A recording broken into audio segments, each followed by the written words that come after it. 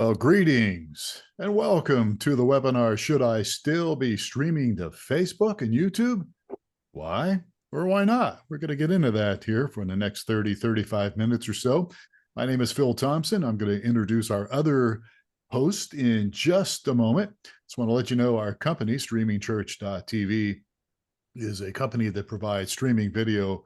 It's a very interactive platform for churches and ministries. We're not going to try to sell you anything. We want to inform you on some topics, which is why we do these webinars every month. And this, as all the other webinars, are meant to really help your church use streaming video in a more innovative way. So the next 35 minutes or so will be recorded. We'll make that available later in case you have to duck out or a friend, you want to share this with a friend. And also, I want to encourage you to stick around till the end because we're going to be giving away something for free. And it's really something anybody can use.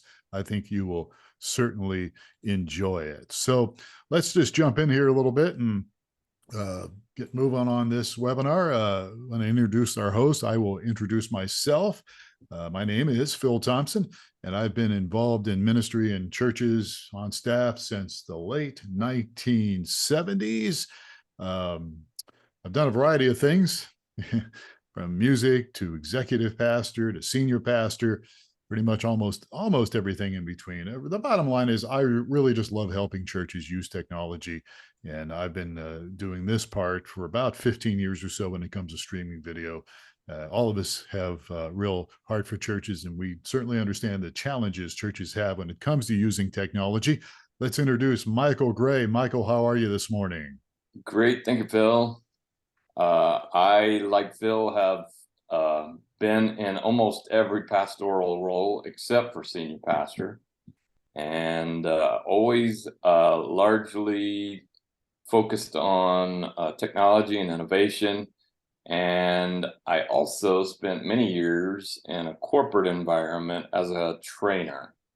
Traveled and trained people on new technology as it rolled out, as well as many other pieces and components. So it's kind of my lane. Been there for quite a few years. Not as many years as Phil. It's because I'm old. Just signed up for Medicare. All right. Thank you, Michael. Steve Lacey, who are you? Steve Lacey. Hi, I am Steve Lacey. I'm the founder and CEO of streamingchurch.tv. Been involved in providing technology for ministries since 2001 with the advent of an initial product that we created for our local church and have been going ever since. I'm the technical guy, engineering by schooling, and just been a bit involved. Haven't been a pastor. I haven't been on staff at a church, but I've been a part of leadership groups, deacon boards and that sort of thing. So I've been involved in ministry my whole life as well. Yeah, you certainly have, and you certainly have the experience for it. So we want to tell you right off the bat here that some of us have dogs around, some of us have babies. I don't have a dog anymore, but my next door neighbor has a really loud dog. And so this is what happens when you start doing this stuff at home. But we are glad that you are here. Michael, let's talk a little bit about streaming on social media as we kick this off. Social streaming, kind of like it sounds, streaming to social media channels. For a bit of time, it was definitely kind of a disruptor, a game changer a little bit. But it's kind of more so become a norm now. The platforms that I'm aware of that you can stream to are Facebook, Twitter, Amazon, LinkedIn, YouTube, Twitch, Vimeo, and now Instagram. Yeah. And that's probably not a complete list either, huh? I'm sure there's not complete, no, but it's definitely the big hitters, and Facebook and YouTube are such giants. They just really not even close to any other channel as far as people streaming live experiences there. Yeah. And we're going to primarily talk about Facebook and YouTube, really, as we said in the title here. So let's go ahead and talk a little bit about, give us a little history here, pre and post pandemic, Mr. Steve Yeah, Lacey. so as I mentioned, we've been serving churches with streaming since 2008, 2009. So it's been a long time we've been providing streaming. And the landscape dramatically changed in March of 2020. So prior to the pandemic, around 22% of churches were streaming. We had a kind of a little bit of an 80-20 rule going, where prior to the pandemic, there were just 1 out of 5 or so that were streaming their services live.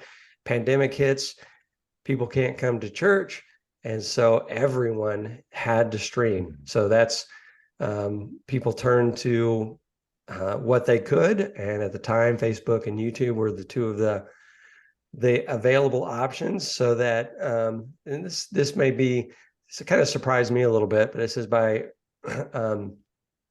within months of the pandemic, 97% of churches were providing some form of online streaming. So that's pretty crazy. The rule became the exception. Yeah, So. absolutely. Well, that thing certainly changed with the pandemic. All right, so Steve, let's keep going here a little bit. What are the more popular social media platforms? So this is a diagram of some of the more popular social platforms that are out there, and no surprise, Facebook is at the top of the pack and has been around for quite a while. YouTube coming in a very close second. WhatsApp, I think, is more international popular than it is in the US. And Instagram is coming on really strong as well. So this is kind of the landscape. And most of these guys offer some form of live streaming. They didn't always, but they, I can't remember exactly when Facebook started and YouTube Live started offering a while back. Yeah, it's been a while back. So let's talk a little bit primarily about churches, popular social destination for churches. Yeah, so there's a Facebook group that I'm a part of called Church Live Streaming Technology Help. And I thought this was interesting. Someone had posted a poll, and this is probably several months ago. And they were asking, what platforms do you live stream your services? And this is, again, it's not a big surprise with YouTube coming in number 1 and Facebook right behind it. And so that, and then I think what happened with this poll is some people added some different options as the poll went on. So some of the later options were got lesser votes, but this is just, and this is very indicative. I would say a good percentage of the churches out there are streaming to Facebook and streaming to YouTube, as well as streaming to their church website. And as you said, this is just off a Facebook group. It's not really scientific. So no, but it gives you an idea. But it's close to home because these are all people that are working with the streaming for their churches. Yeah, absolutely. Okay. All right. So let's kind of dig into this a little more. Why, should I still be streaming to Facebook, YouTube? Why or why not? Why is this such an important question? Well, in my experience, there can be a lack of understanding of social streaming, and it's been a problem for many ministries over the last few years. Some have been censored, some have been even banned, and there are some positive things about social streaming as well on social media, and we'll get into all that. But having a solid understanding of really social media streaming, I think it's very important to your church streaming, and it can be a very effective way to manage your ministry resources and your tools and serving your members and reaching more people. Having a good understanding is important. And some ministries have seen some real growth using social media streaming, while others have had some problems. They've been crippled with it. Most ministries don't, in my experience, don't have a real good strategy for using social media streaming. And they use it because it's free. But is that really, what's the real cost, right? Yeah, especially when the pandemic hit. And he said, what can we do? Oh, Facebook, YouTube, it's free. Let's go do that. Yeah. So we really need to talk about what's the purpose of social streaming. So let me keep moving along here a little bit. The pros and the cons. Let's talk a little bit about the pros and the cons of using specifically here Facebook and then also YouTube. Let's just jump into that a little bit. So again, we're going to look at a little chart here. The benefits of streaming to Facebook. Well, you got a lot of users, a lot of people on Facebook. You can see the chart from 2012, how it has grown. Now it's continuing to grow, but it goes all the way up like a staircase. So there's people on Facebook. Almost 3 billion. That's a lot of users. It's a lot of people out there, right? Yeah, so 2.9 billion users, give or take a few million. Oh, by the way, did I mention it's free? And 64 billion Facebook live videos are watched daily. So people are on it. Videos are also immediately available to all your followers. So if you do stream live to Facebook, it's on there, unless you did a boo-boo, which we'll talk about later. The audiences can usually interact in real time. And it does save you time with archives. And what I simply mean by archives is your recorded video. So you stream live, Facebook automatically saves it as a recorded video. Let's talk a little bit about YouTube. Benefits of streaming to YouTube. And again, here are the numbers. And the numbers, you can see there's a little bit, yeah, it's going right up there past 2023. These are estimates past 2023. They feel like it's going to continue to grow as Facebook has. And then as we talk a little bit about the benefits, it's the second most visited website worldwide. As we said earlier, Facebook's number one, over 2 billion users each month of YouTube. Live videos remain available as archives. So again, you do a live video, it's going to be there. And it's very searchable. The live videos are very searchable since YouTube is owned by, guess who? Google.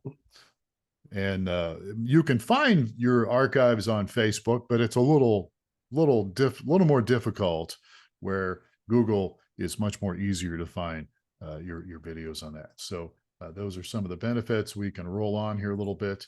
I mentioned earlier with Facebook, same is true for YouTube. It's free.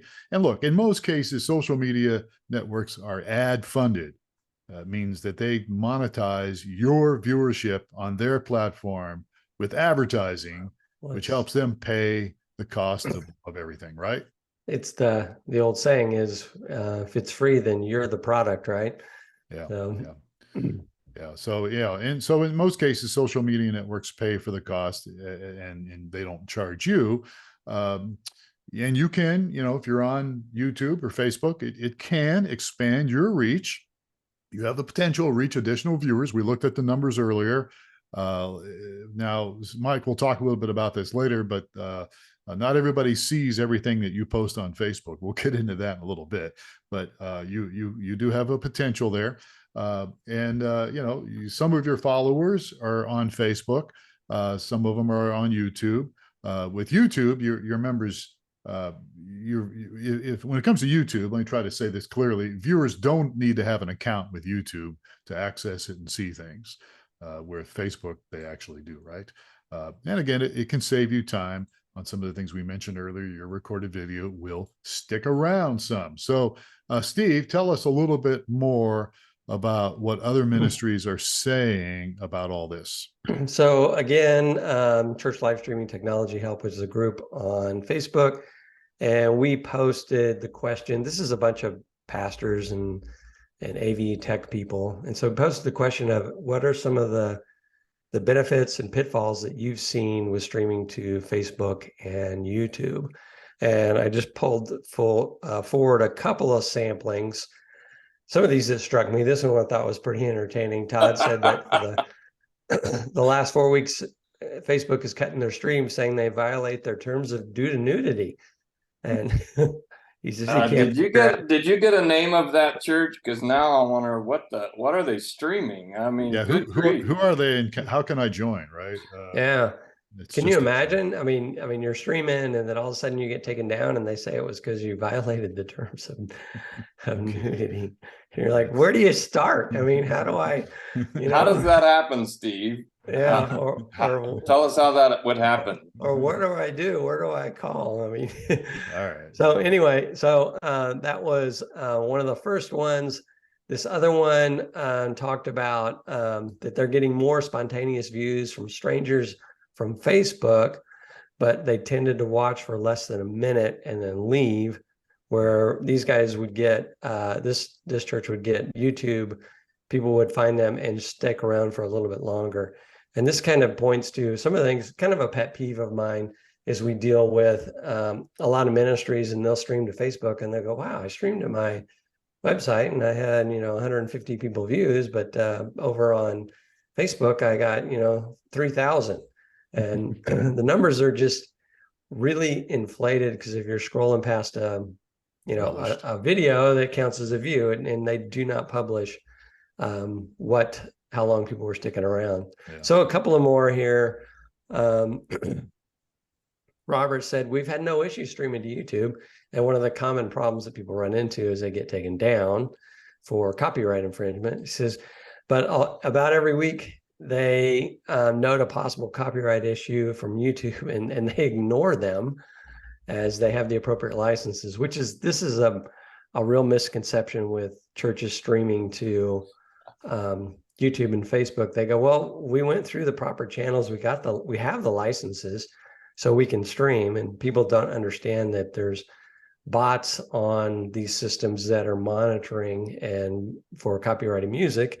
And it's kind of a take you down or ping you with an infringement and then ask questions later. And the ask questions later is a really challenging thing, because who do you call? You can't call, Google or Mark Zuckerberg. He doesn't take my calls. He doesn't take your calls. Yeah. So anyway, Yeah. These guys are just ignoring them.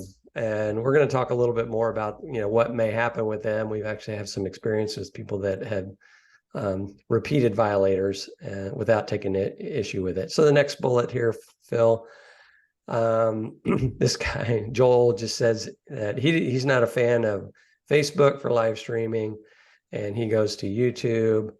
And he's basically saying that they typically don't get muted or taken down because they don't stream pre-recorded music. Although I know a lot of ministries that your worship band, it's going to trigger the copyright as well.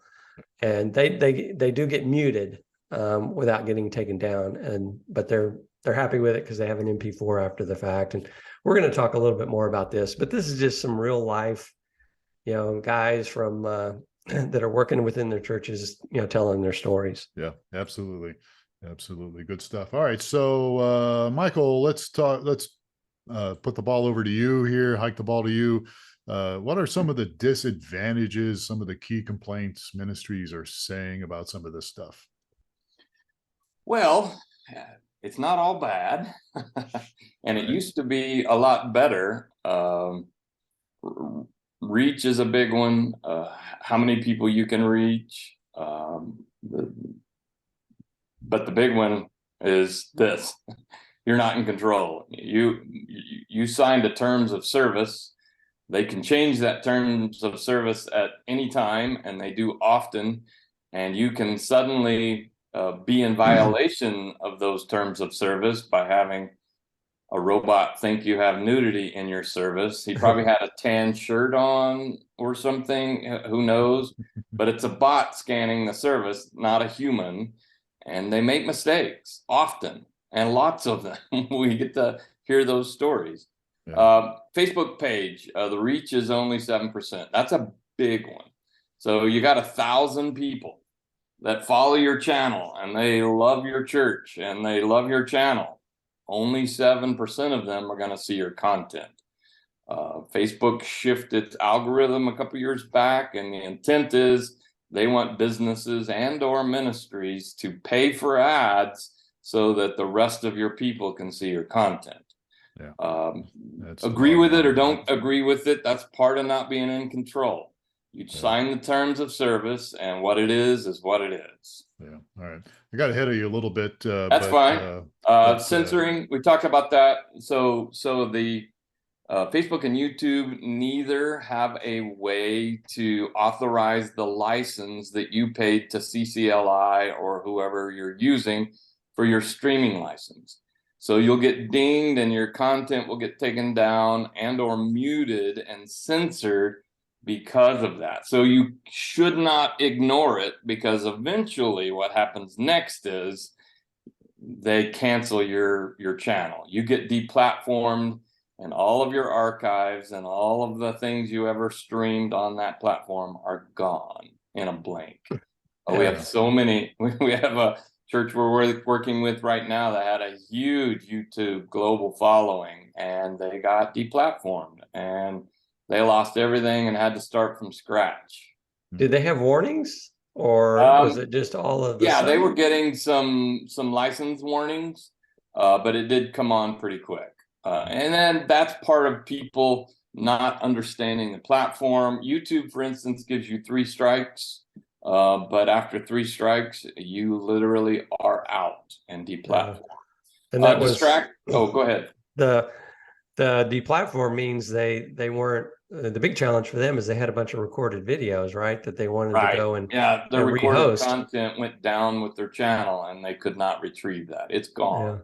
Yeah, that's distractions are a huge issue. There's so many ads popping up on the sidebars and wherever else on the platform so that they can pay for all of this, that it's easy to get distracted, and suddenly you're watching a sermon and next you're following a video on YouTube on how to make a new recipe.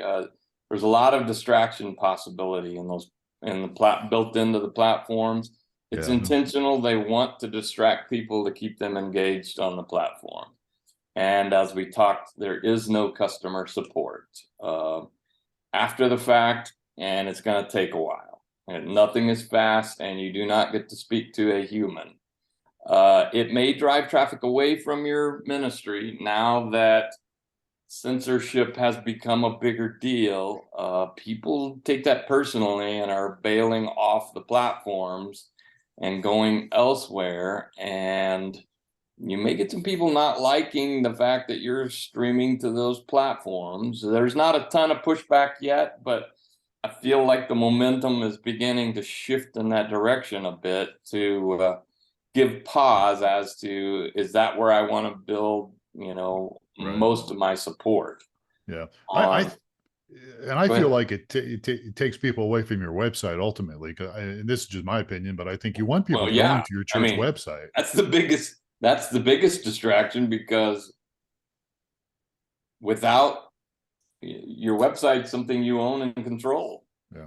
Social platforms are not. What's my saying? Don't build your following around rented property. You don't own it. It's going to change. It's guaranteed it's going to change.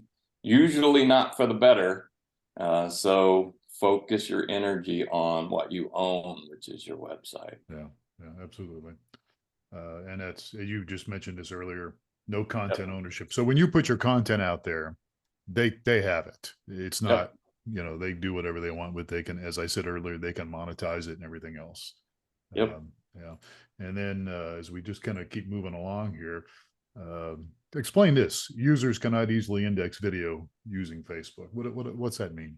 It's just the capability of search is still just okay on Facebook. So whereas if I go to a Google, the big bar in the middle of a white page, and I type in sermon about, I'm usually going to get YouTube, and it's going to be a list of sermons in the context of the topic that I just said. I'm not going to get content from Facebook in that search most of the time, unless I mention something that's in the title of that video. Okay. Resolution limitations. Resolution. 720 on Facebook, they're going to convert your video to that no matter what you're streaming at. I thought you were talking New Year's resolutions, but New Year's resolution. I almost said revolutions. And then it's challenging to moderate if you have multiple platforms going, right? Yeah. In our heyday, it took 3 volunteers when we were trying to send to website and social, because it was just too much. And pretty active and engaging group. We worked hard to get that and keep that. But again, volunteers in this day and age are hard to come by, and to use them to stream to another platform. And in all honesty, I didn't think about that till this morning. We used to say that people will go where you tell them to go. So if you tell them to go to the website, they'll go there eventually. Nobody's leaving the church over the fact that you're not streaming to YouTube anymore. Okay. Let's carry on the conversation here. So we talk about streaming video and streaming to social media platforms, and that's really the how-to is not really the point of this webinar. But very quickly, Michael, I mean, if somebody who still wants to stream to social media, how would they do that? Well, basically, there's two ways. You can stream directly from an encoder or from a mobile device, directly from a phone or a tablet. Or you can send your stream out to your website, and in the cloud, then it gets redirected and sent out to social media.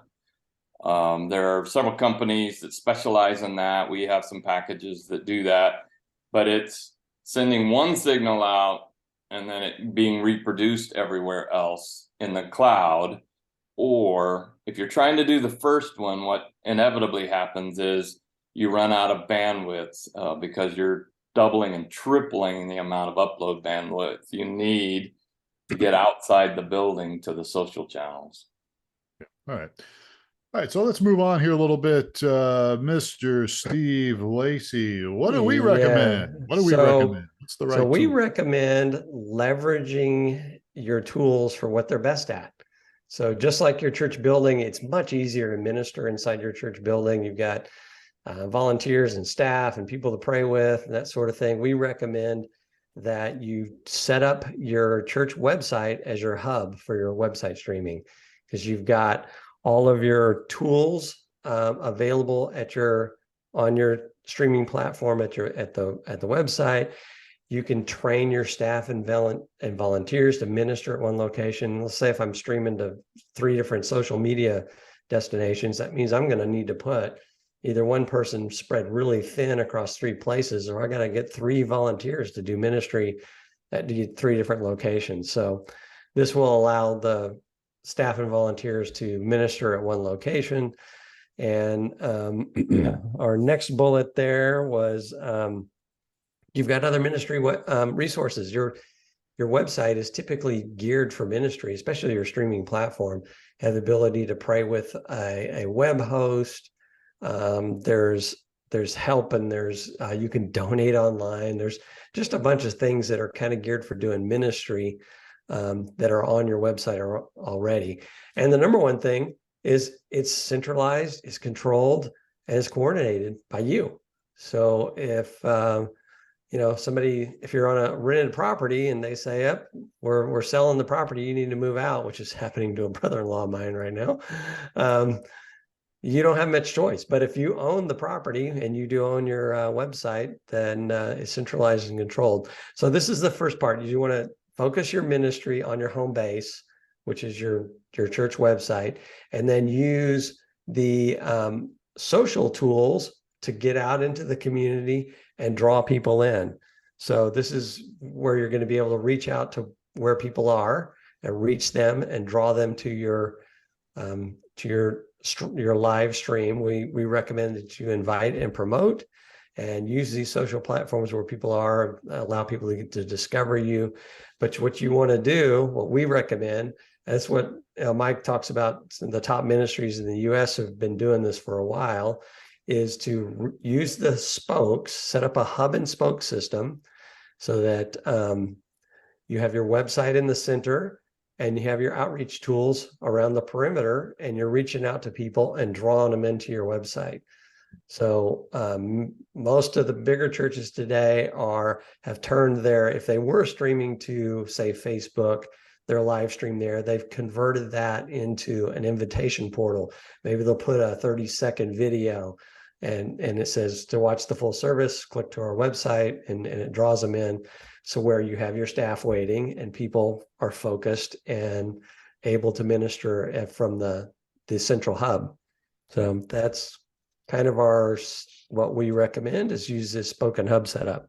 Yeah, definitely. So So, Michael, let's talk a little bit about, look, we've talked about the pros and the cons, and there was the list of cons was probably a lot longer than the pros.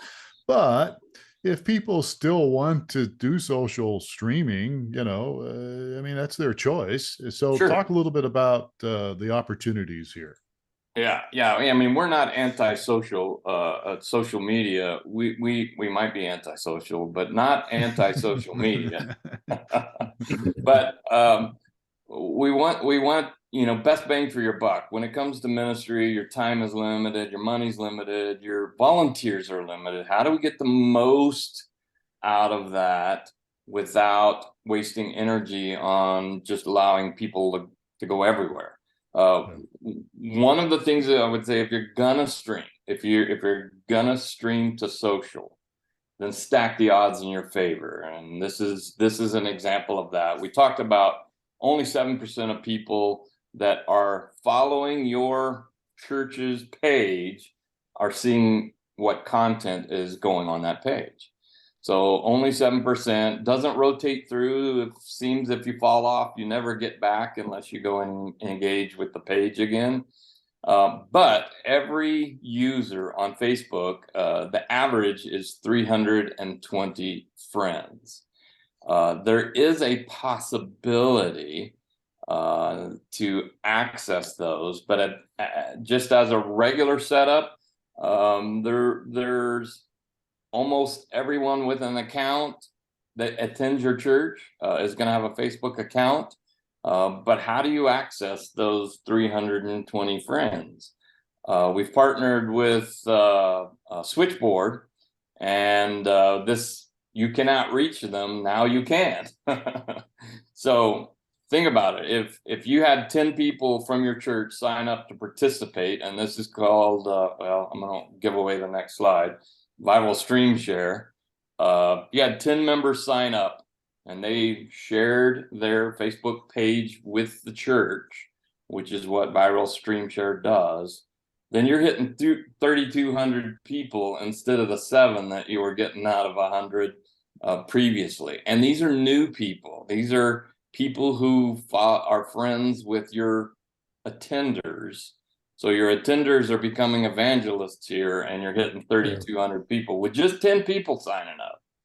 Okay. Yeah. So let's go ahead, Steve. I was and just clarify. Maybe it makes more sense on the next slide. But what this is a feature that is new to us, but we're excited about, and it provides the ability for you to basically share your live stream that you're sending out with your members. You send them a link, and they click to that. Yep, I'm willing to share the live stream of my church on my Facebook page or my YouTube page. They do that once. They say on a Wednesday you invite 10 of your members of the church, or you invite 100, and 50 of them click and say, "Yep, I'll share my stream." That Wednesday morning, Sunday morning, they don't have to do anything after clicking "I agree to this," and then when your stream goes out, it will go to their Facebook page as well, and that's where you're going to reach their 320 friends that had no idea that Joey was a part of my church. So just to clarify this, so like I only have 4 friends on Facebook. Yeah, all right, I'm lying. But so if I were to get, if my church were to say, "Hey, we're going to use this Viral Stream Share, here's a link, Phil," and I accept the link, then I can put it on my page, and the link actually turns into the stream. It's not just a link. It looks like I'm streaming from my own page. So my 4 friends would see that. And they may not see the church's page, but they're friends with me. They might see this. So it's like I'm streaming it. It's like I'm actually streaming it, but I'm not. But it's because we have a partnership with a company called Switchboard that we work with. Yeah. So, and it's just a really good way to, I'll say, sounds terrible, mine the community for the people that you have relationships with, to make your church known with those groups. So it's a good way to draw people into your church.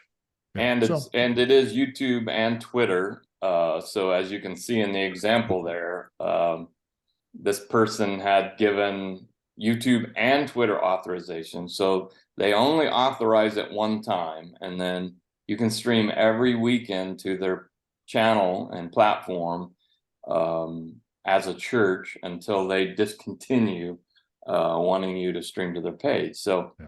Exponential growth. If you're going to stream to social, you've got to stack the odds in your favor with something that's going to get you in front of more people. Yeah, that's a good point. So look, we covered that pretty fast. If people have questions about it, you can talk to us at the end of this webinar, or you can just reach out to us, and we've got contact information you can reach out to. We probably can explain it better. So let's talk a little bit about the next steps here very quickly as we wrap this up.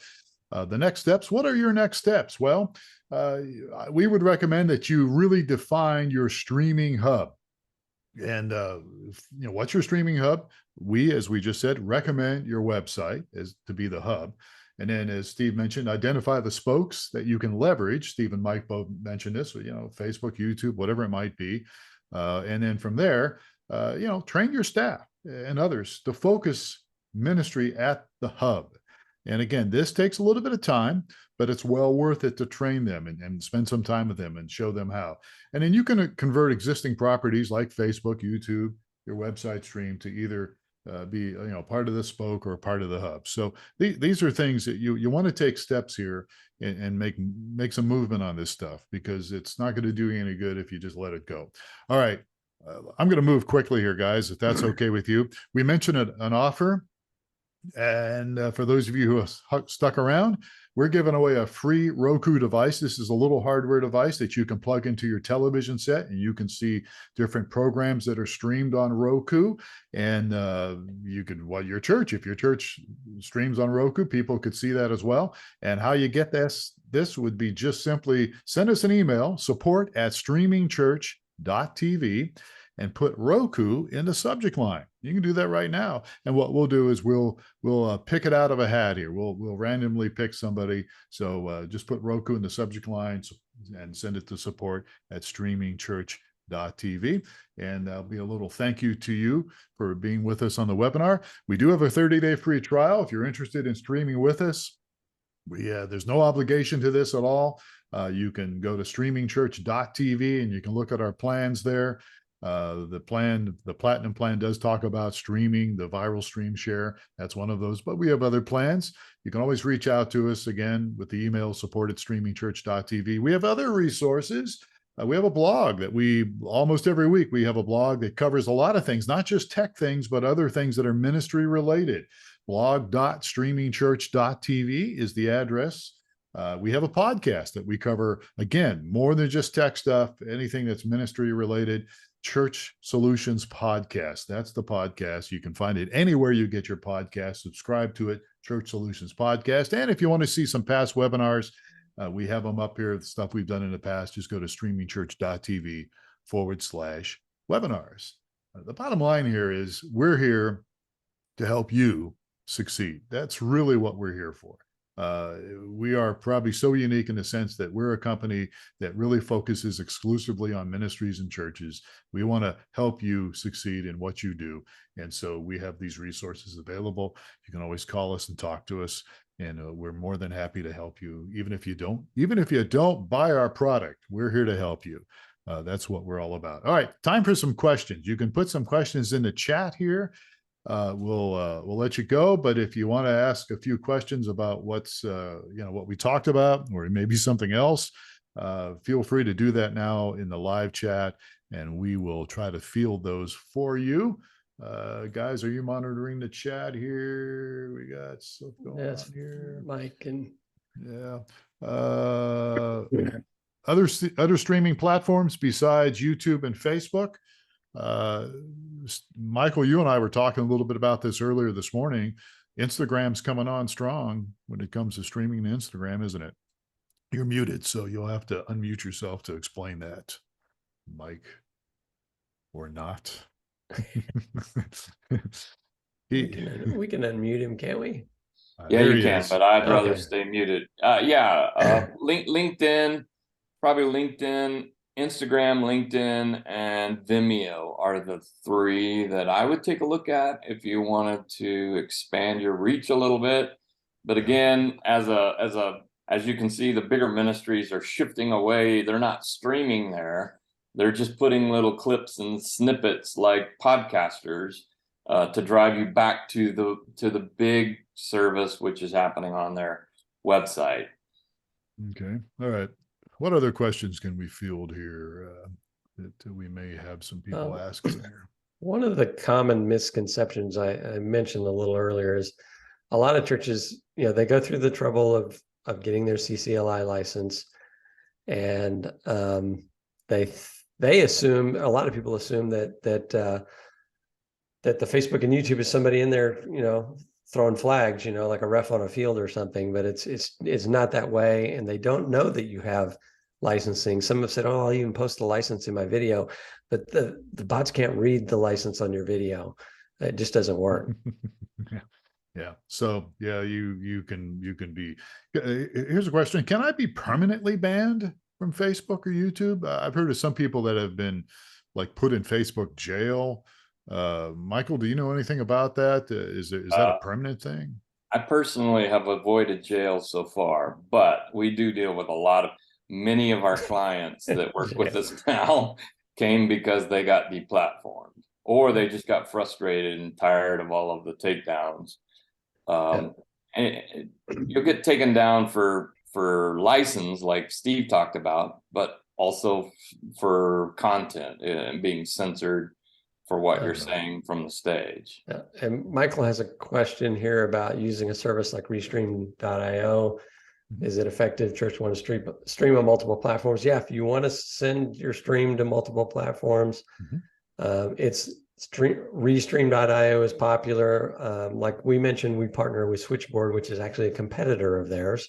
So we do the same kind of thing, but we're, it's, if you want to get your stream to other places, then look into one of those services. They're not free, but they are effective at sending your stream. You can, as Michael mentioned earlier, you can send from your location to multiple locations, or you can use a service like this, like Restream or Switchboard or us to forward your stream on. Yeah, if you have a live encoder that allows multiple destinations, vMix is one of those, Wirecast is one of those. You could send, you don't need, Switchboard or Restream, as long as you have enough upload speed, as long as you have enough upload speed at your location and your processing power. If you have these two I mentioned, or software that you download on a computer. So, as long as you have enough CPU, you can do that. There are hardware devices that allow multiple destinations as well. But you need upload speed, you need bandwidth, and you need processing power to do that. So you don't have to use one of these other companies as far as going to different platforms. You still need a CDN like us, to be able to stream. But so all right. Anything else before we wrap up here, guys? Yep, we're good. Okay, good deal. We sure appreciate everybody spending some time with us. Thank you so much. We're going to do another webinar next month. We haven't officially decided on what it is yet, but we'll let you know right away. You can always subscribe to our newsletter. Just send us an email, support@streamingchurch.tv. We try to put information in there that will help you. So it's not a bunch of spam, but it's stuff that, you can use for ministry. And it's not always just technical. It can be other things too, like our blog and those kind of things. All right. Thank you very much, Mr. Michael Gray, for your help today. You betcha. And thank you, Mr. Steve Lacey. All right. Glad to be able to participate. And folks, thank you for spending some time with this webinar. It will be available later, recorded. So reach out to us and we will get that to you. I'm Phil Thompson. Please take care of yourselves and each other. Have yourselves a great day.